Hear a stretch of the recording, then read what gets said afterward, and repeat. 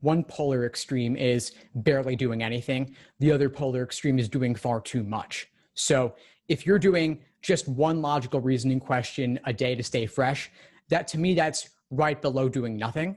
And it's something, but that psychologically, that could be really motivating to know that you're making a little bit of forward progress. You're not breaking the chain of consistency and continuing to move forward. So that's great. The other opposite extreme would be doing maybe a timed exam every single day.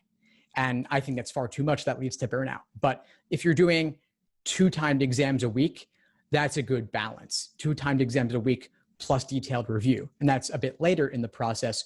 Earlier would be simply following the study plan to build that foundation. And so doing what I've laid out, and maybe even a little bit less if you have other obligations and you play catch up on the off days, or you have a schedule where you've got a little bit of a buffer, like you got an extra week or 2 before test day, that can give you some peace of mind as well.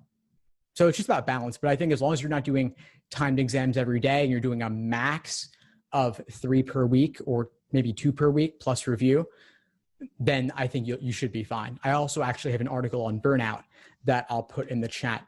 And this is something folks tend to really fall into when they're studying full time with no other obligations, or they're studying a ton on top of work and on top of school, and they're just not getting enough quiet time or enough peace of mind. It's like having meetings back to back all day from 8 in the morning till 10 at night. It can feel like you're not getting a moment to rest.